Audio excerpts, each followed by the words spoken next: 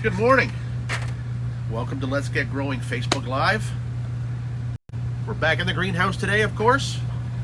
It's a heck of a lot warmer than it was the last couple of days, so we're thankful for that. Last week we talked about starting from seed and all the basic methods of starting from seed. Today we're going to look at the other main method of propagating plants, and that is growing from cuttings.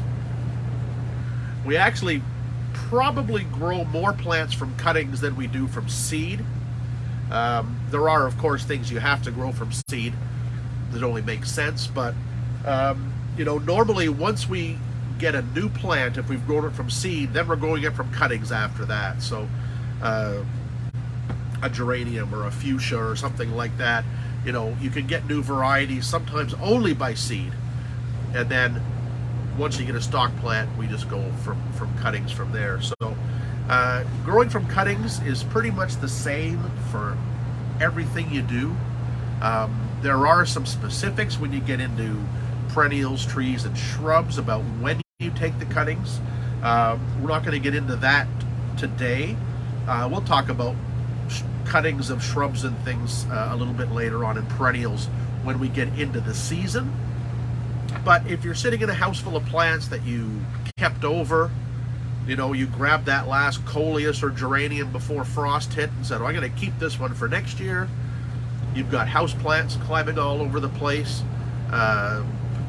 things like that. That's what we're going to talk about propagating today, because now is the time that you should be doing that. If you're going to take geranium cuttings from a plant you kept, if you're going to take coleus cuttings, you get a good crop of cuttings going now, and you're going to have a good crop of plants to plant out in May. Even if you're shopping and you see a nursery have out some early stuff, and sometimes you'll see that, maybe a little early for that, but in about a month's time, they might have a few coleus out that they did early, or a few geraniums, or a few verbenas or something like that, and you think, oh, these are really cool, I'd love to grow that one in the garden this year. You can buy one, and there's still lots of time to make cuttings from those for this spring. Cuttings usually grow out pretty quickly of things like that, so it doesn't take long to produce cuttings from those young plants. So we've got a few examples behind me here. We got some scraggly plants we've kept over. We've got some house plants. We're going to do them all today. So first thing, one thing that people always like to keep over and have on a sunny windowsill for the winter are geraniums, or pelargoniums correctly. So I've got these two that I've had sitting around. They're actually growing quite well. This is one called April Snow. It's a beautiful double white with some green in it. It's just coming into bloom, but we're not going to worry about that right now. All we want to do is be able to say, hey, we really loved this one last year. We want to grow more. And especially this one is not a variety you can just go anywhere and buy. So you want to keep it going year after year. Plus you want to have more than just one plant. So we're going to do two things with the geraniums today. We'll start with this guy. He's a little scraggly. He's got some dead leaves on him and things like that. So we're going to clean him up. We're going to take some cuttings. But in the process, we're also going to prune the plant so that it starts to grow out into a nice shape. So we've got our cutting tools here. If you've got good sharp little working scissors, they're great. I get these at Dollar Tree if you can find them. They're awesome, $1.50. We use them till they're dull, we throw them out. Again, dollar store find. A great little paring knife with the curved blade is excellent for doing cuttings. I apologize to Laura, I stole this one out of the kitchen drawer this morning, but this is a great knife for doing lots of cuttings with. First thing we're going to do, we're going to sterilize our cutting tools. A little bit of rubbing alcohol here. So I'm in the greenhouse so I can make a mess, don't worry. I'm gonna let the blades get coated in rubbing alcohol, because plants can carry diseases we'd rather not transmit to our cuttings if we can help it. So a little bit of rubbing alcohol cleans our tools there. And we're going to do that between each variety we touch. You don't need to do it between each cut on the same plant, but between this one and this one and this one, we don't want something this might have to get over there or anything like that. And there are diseases around all the time, especially in greenhouses. You can see these leaves here on a geranium right now. This is botrytis. It's a simple fungal disease. The dying foliage always gets it. It's not a big deal, but it is something you need to keep clean. So we're going to take those leaves off right away. And with geraniums, you just nice downward pull gently, takes those leaves off. Take that big yellowing leaf off as well. They'll go right into the bucket. Wherever my bucket went, there it is. Wipe my hands down with that rubbing alcohol. So, we've got our plant here. I can take probably 2 cuttings off this one. So that's what we're going to do. So we're going to take the first tip off here, second tip off here. I'll use the knife for a minute, but I don't have a rubber thumb, so I'm not going to use it a lot because I will cut my thumb. So we're going to look down the stem, and down the stem, I'm going to come up close here. You can see on the stem all these little old brown things are called stipules. Everywhere where there's a stipule, there used to be a leaf. So right at the stipule, there is actually a node. And the node is the important part of a plant that new leaves come from, new shoots come from, flowers come from, and on many plants, new roots will grow from the node as well. But to tidy up a plant, to prune it, we want to go down the stem to a node that is pointing out from the middle of the plant. Because what's going to happen is a new branch is going to grow from that top node.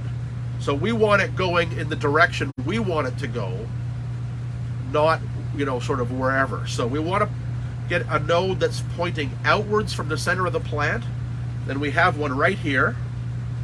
So we're going to go about 1/4 of an inch above it and just make a nice, easy cut.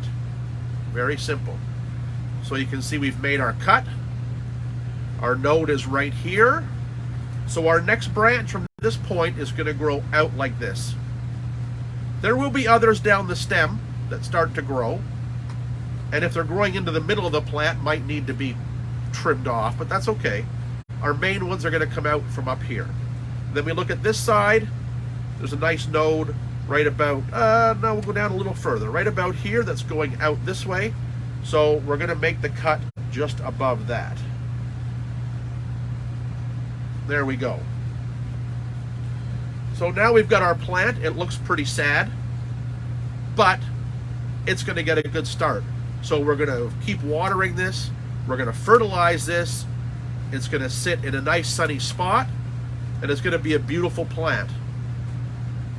Interestingly enough, if it's growing well, we're early February. If it's growing well, by the end of March, you'll have enough growth on this to take a couple of more cuttings and get them rooted before planting out in May. So it's a great time to be doing this sort of thing. So now we're done with this part.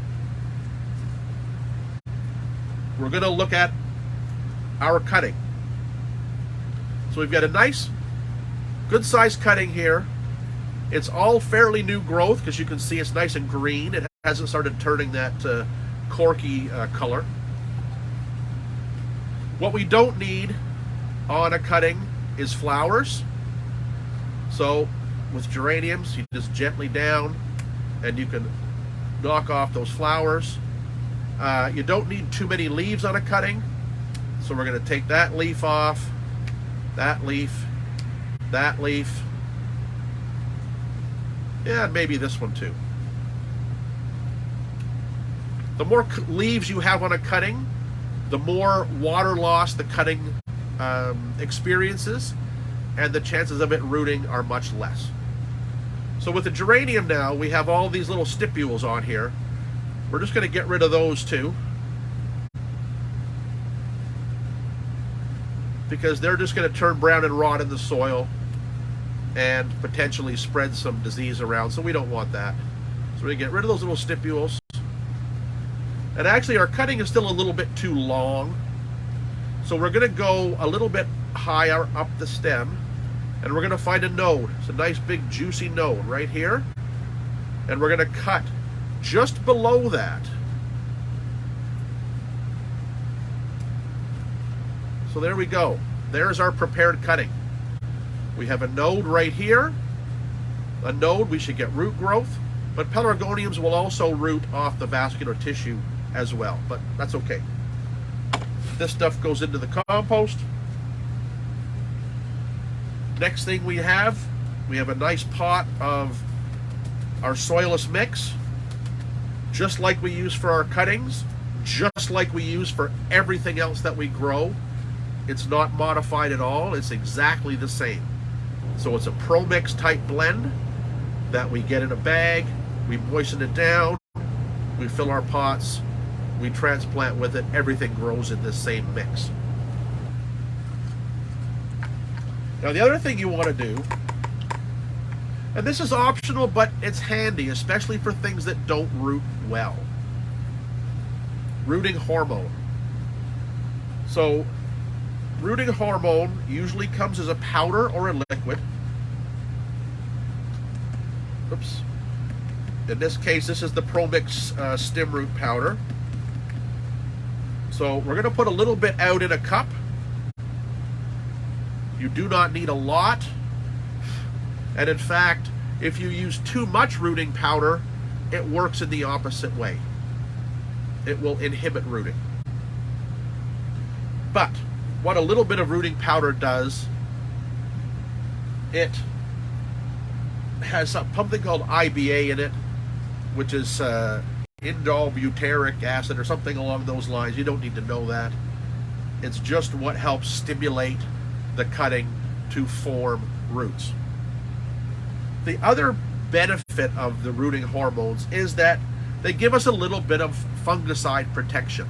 Remember, we're taking fresh cuts of plant, putting it into the soilless mix. There could be all sorts of different funguses and stuff in there, and there is. Some are good, some are bad. We don't want the bad ones to get into our cuttings and kill our cuttings. So we take our little bit of powder that we've put into a separate cup. Now we've put this into a separate cup because you should never open up your jar and be dipping your cuttings into the jar. If you do that, you run the risk of contaminating the whole jar of rooting powder, and then you're defeating the purpose of even using it. So we put a little bit into a cup, and then we're going to take about the bottom 1/4 inch of the cutting, and we're going to put rooting powder on it. So you can see our rooting powder's there. Then we are going to knock off the excess, because we don't want a lot, we just want a little bit. Jeff, is there a shelf life on rooting hormone? I suppose there is. They don't actually tell you on the package, I don't think, but we certainly have used it in the jar for 3 or 4 years and had equally good results. So there probably is in some way, but you know, a couple of years worth I don't think is going to be a problem. So we've got our cutting there. I need to get into my little toolbox, find my dibbler. Now we want to put the cutting into the soil mix. Even though these are fairly sturdy, we never just jam the cutting into the mix. You run the risk of bending the cutting, breaking the cutting. You don't want to do that, because if you bend that, then you risk the flow of water being restricted up the cutting. So you take your dibbler or a chopstick or a pencil or a paintbrush handle, doesn't really matter. You dibble a nice little hole down into the soil mix. Then you can just place the cutting in. And then from the sides, you firm it in, and your cutting is potted. Very simple. Now, normally we do one cutting per pot. If the cuttings are small, you can use something as small as this. If you're at home, you need to save space. You can probably do, well, you can probably do about 4 cuttings in a pot this size. Just means you need to keep an eye on them. And when they are rooted, then you're going to move them out of that and into their own individual pots to grow. So we'll take the 2 cuttings we took off that plant and we'll put them in here side by side for now. Dibble, insert the cutting fairly deep so that just the top bit is above. You don't want to take a cutting and leave a big long piece of stem. I'll show you on this guy. You don't want to take a cutting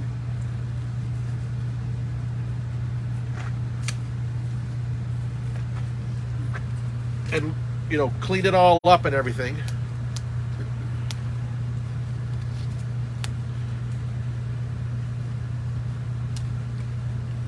Take that flower head off. One more leaf. Stipules. You don't want to put a cutting in a pot that is going to be really tall. Whoops.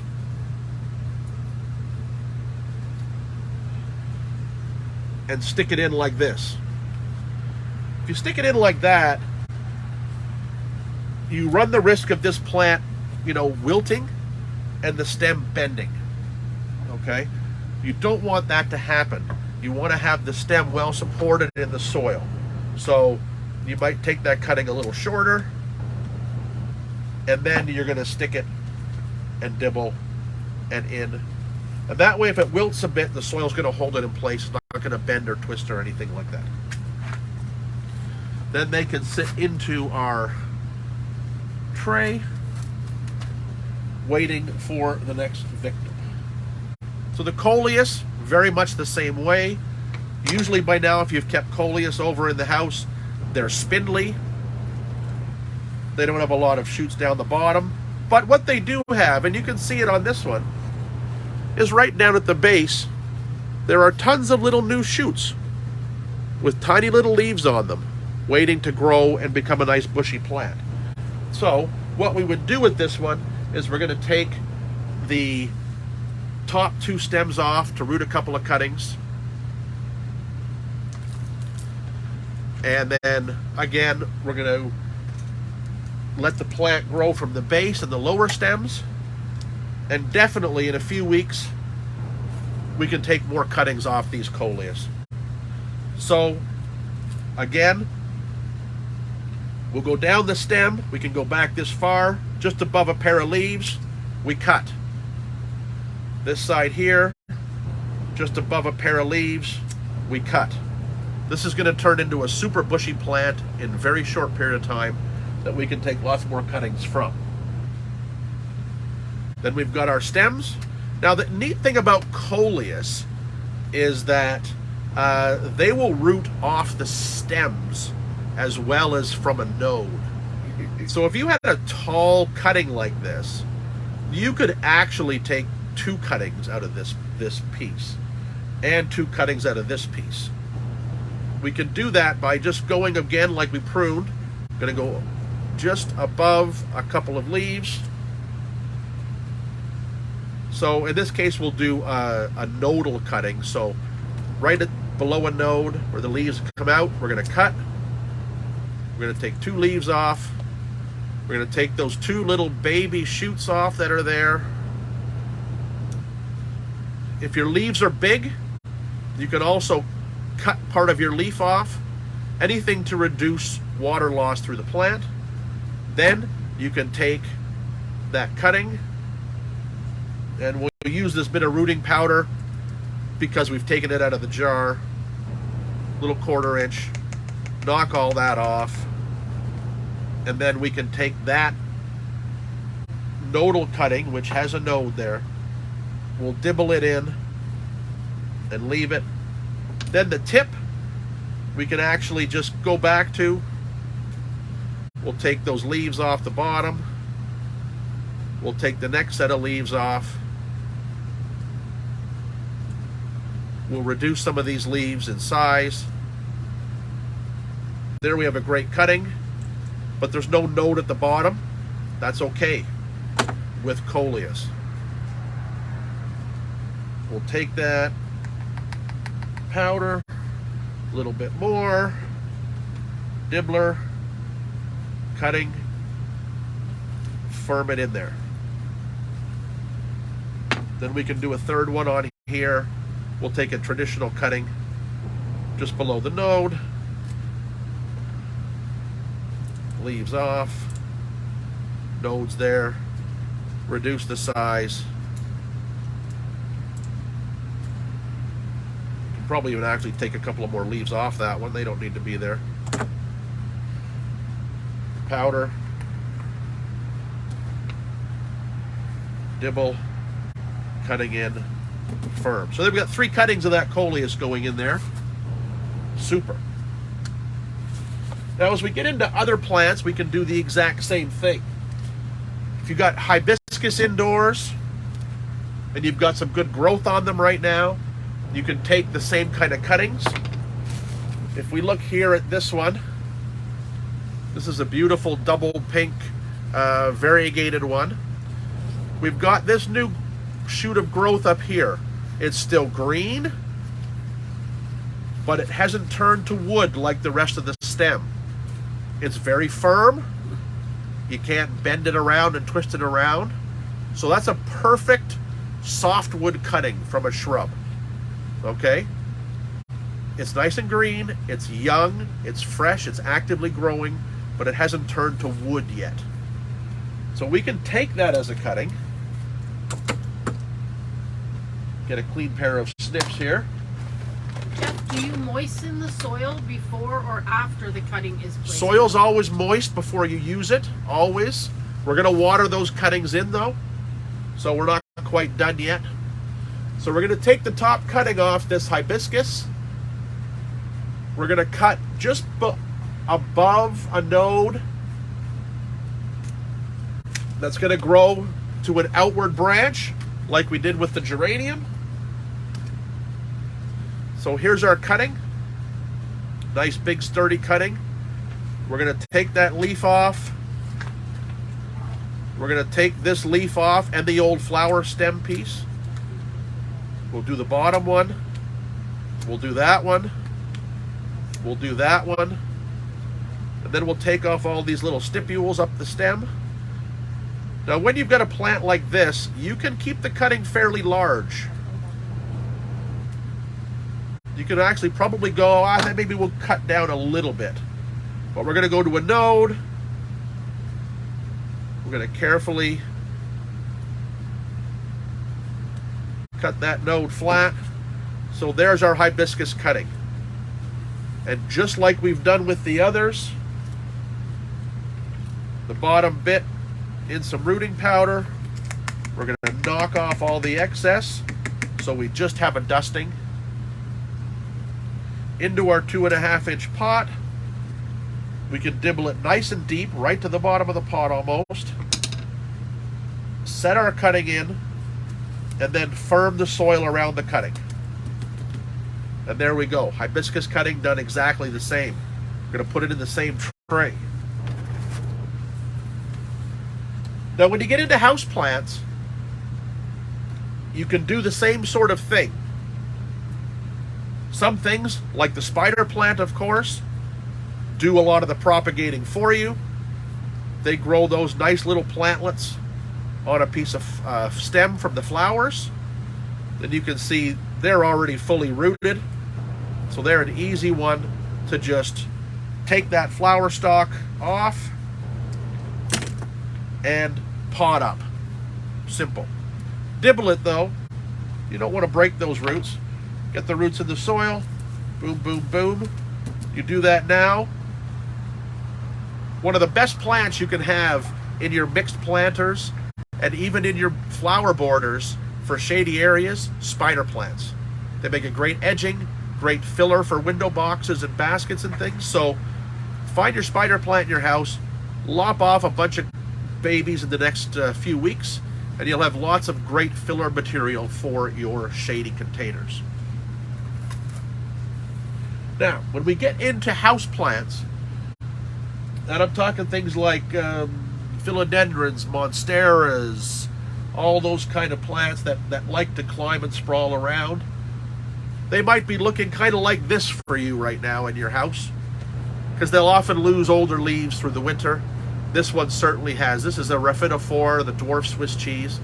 But what's interesting about these is that they love to send out roots. These roots do a couple of different things, because a lot of these plants in nature are climbers. So these roots are going out looking for something to grab onto, like a tree trunk or something, because the plants really want to grow like this. And we'll look at this another time, but today we're looking at propagating. So you can really see that the nodes do a lot of stuff for us. And this is a great example. You've got a node here, you've got a leaf here, you've got a root coming out of the same node, and right at the base of this leaf is a new shoot. So what you can do with these kind of plants, you can do a few different things. Back to another clean knife here. You can do a few different things. You can take a tip cutting from that, which is very simple. We're going to cut just below that node. And you can actually take this and pot this up just the way it is. Put a bit of rooting hormone over the cut if you want. That might just help keep it from getting fungus diseases. But you can then take that cutting, because there it is. That's a tip cutting. You can get all that root. Wonder if we can get all that in the pot. Probably not. So let's take part of that root off. Dibble a nice big hole. Get that cutting worked down in there. That root is still too long.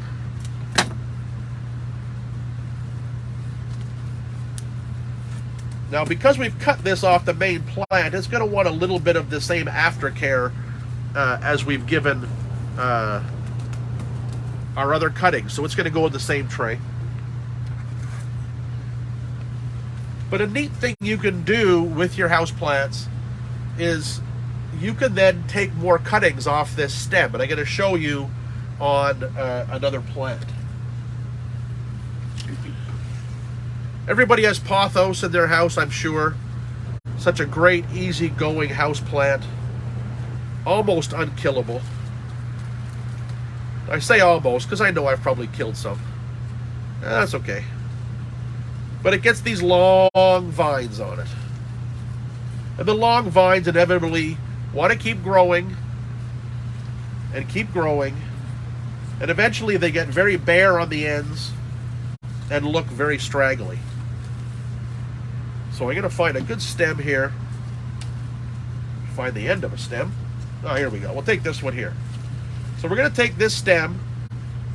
We're going to cut it right off, or right back. So we're going to go way back here. We're going to cut it off. That's going to make the plant, that stem, branch and help us make a bushier plant.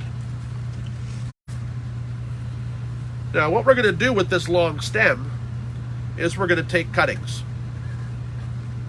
And we can really do them a couple of different ways. But the easiest way is to look at these. Now, remember, this was a trailing plant, so this is really important. You need to make sure your cuttings are upright. So from a trailing plant, we cut this off near the bottom of the plant. So we should then think of our cutting as being like this. The top is up here where there's a bit of new growth starting, even though it was hanging down, that's up. So what we want to do with these is we're going to take a whole bunch of cuttings off this, because we can take literally a piece of stem, a leaf, and a node, and we're going to cut off just above that. So what we've got a piece of stem, the leaf. At the base of the leaf is hiding a new little bud that's going to be a new stem, and over here we've got the start of a root. So what we do with that is we can take that and just put that into a pot on its own. Fill our pot, tap the soil down, top it up, tap the soil down. We've got our pot now, dibble a little hole, put the cutting in so that the node is sort of touching the soil, because that's where the new root's going to grow from. That bit of stem is just holding the cutting in the soil. So we could do that. We could do it that way. We're going to get a rooted plant. It's going to grow a vine, but it's only going to grow one vine. So it's still not going to be very full. So what growers do when they're growing 4-inch pots of Pothos Cebu Blue, for example, they go up this stem and they're going to take every leaf and every node. I won't take these ones, but I could. Just going to keep taking the leaf and the node, keeping the longest stem at the bottom, and all the way up, and keep going up. And then from that one stem, we've taken 1, 2, 3, 4, 5, 6, 7, 8 cuttings. So what you can do with those is gather them all up,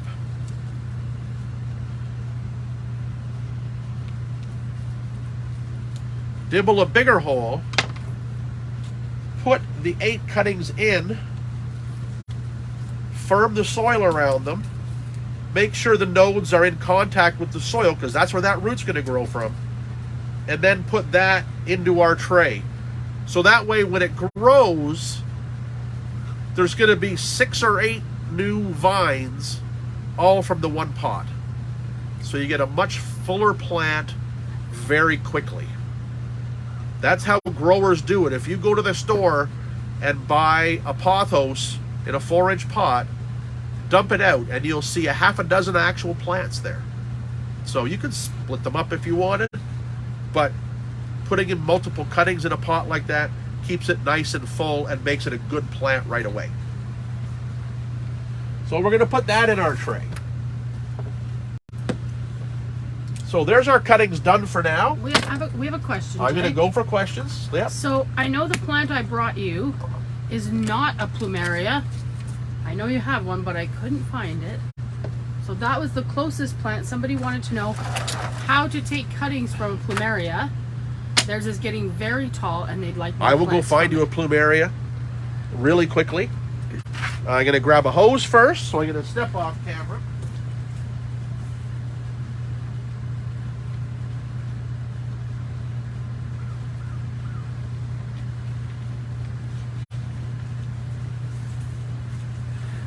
Should have had the hose closer, but that's okay. All right, Laura, I'm going to have you water these guys in. So you're going to just trickle this water into the pots. Give them a good soak. We've got a tray underneath that is going to hold the extra moisture. Gotta have that.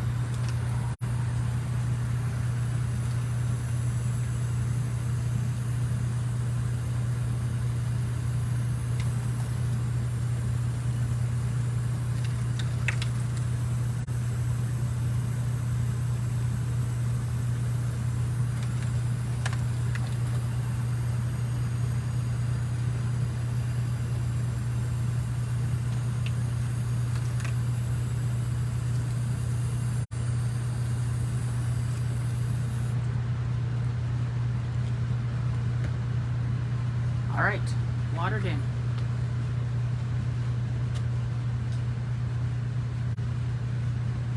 And we're going to come up here. So to finish up, we've watered our cuttings well. Because they have no roots on them, remember, they need a nice humid climate. So we are going to put a humidity tent over them, just like we did with our seeds last week. And then that whole unit is going to go and sit on the heat mats. The heat mats, while you don't always need them for seeds, are really, really good at speeding up cuttings rooting. The heat mats will raise the cutting soil temperature about 10 degrees Fahrenheit above what your household temperature is, and it'll make things root really fast. So I think they're a great investment if you're doing a lot of cuttings. But there we go, plain and simple. Nice thing is with the humidity tent on, and you can see the humidity building up in there already, rarely, very little water. Okay, we've given them all a good soaking. The soil was moist already. Now they're going to sit. They're going to sit there until they've rooted. How do we know if they've rooted? What we're going to do is in a week's time, we're going to take this lid off and we're going to do the tug test. We're going to gently try to lift the cuttings out of the soil. If they move easily, they've not rooted yet. If they resist, they've started to root. The other way to know if a cutting's rooting is you're going to see new growth starting. You won't get much new growth until the plant's produced some roots and is feeding itself. Until that point, they're going to rely on moist soil and humidity. Okay? So that's what we do. And you can mix and fill that whole tray with lots of different things. Some things like the geraniums may come out sooner than a philodendron or something like that, but that's just going to be a weekly check. Now the question was plumeria, and I had to run and get it because I have a perfect example here for you of plumeria. Excuse the weeds. There's always a few weeds around. I have this really wonderful variegated plumeria that was doing just what the question asked, what Paula asked. It was getting way too tall and not branching. That's not uncommon because plumerias generally won't branch until they flower. What'll happen is a flower bud will grow right from the terminal shoot, right from the terminal bud. That means the stem turns into a flower stalk and it blooms. Then it doesn't get any bigger. Side shoots then have to grow from that point, and that's where you get the branching. So this thing was just getting taller and taller and taller. I thought, this is ridiculous. I've got to cut it off. So I did this last summer. I think it was August, about August. I had this tall plumeria, needed to go. So I just got out a nice sharp knife, and you know, you're getting into like tree trunk stage with these, with the plumerias. So a nice sharp knife, cut the top off. So I cut off the top about 6 inches. You can see where I've cut it off. And from where I've cut it, I've now got one nice, good, strong shoot and another small shoot growing from here. So this is going to start to be a nice bushy plant. What do you do with the cuttings? Plumeria have got to be one of the easiest things in the world. Remember, you go to the CNE, you buy those dried plumeria sticks, you stick them in some soil, you water them, and then they root. Simple as that. This is the cutting I took off the big plant. It was this tall when I cut it off. It's already grown almost 3 inches for me over the winter. It's an amazing variegated selection, so it's just gorgeous. But it's fully rooted on its own. All I did was mix up a nice gritty soil mix. So in this pot, rather than just put our regular mix in, I added about, I don't know, a handful of sort of very fine gravel, maybe a little more perlite. Plumerias are very succulent. They want to have fast draining soil or they can rot. So I stuck that cutting in the soil, watered it, and then pretty much left it alone until I could give it a little tug and see that it had rooted. Did you let it callus over first? I did not let it callus over. I just stuck the cutting. I did it midsummer when the plant was actively growing. Everything was warm. You know, if I was doing it in the winter time, if I had to do it now, I'd let the cutting callus or dry over for a few days. But I didn't, because it was just at the perfect growing time. The cutting rooted, never even lost a leaf, and just took off and grew. So there you go. Treat them exactly the same.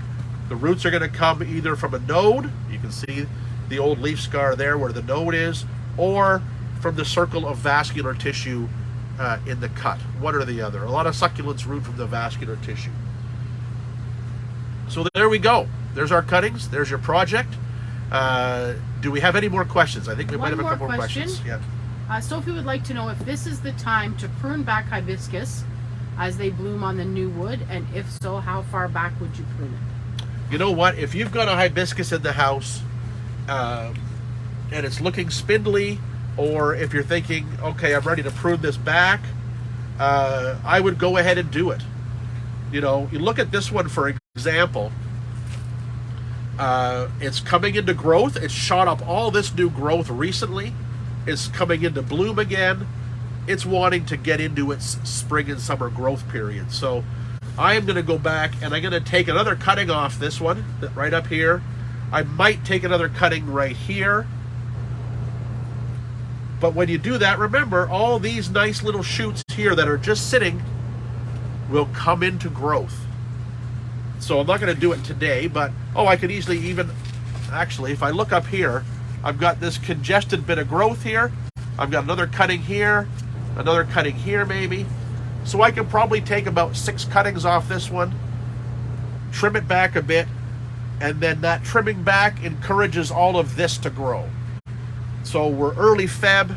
We've got the month of February, March, April. If you started doing it now or within the next couple of weeks, you could have nice, full, bushy hibiscus ready to put outside in May. So by all means, go for it. If we have no more questions, Laura, we're good? All right, we'll wrap it up for this week. Remember, we've got a very few spots left on our trips. If you're wanting to go, we're down to the last 2 or 3 seats on each trip. Go to masonhousegardens.com, look at garden tours. We'd love to have you join us. We're going to see some great gardens and meet some great gardeners too. So they're going to be great trips. But until then, we'll see you next week on Let's Get Growing Facebook Live.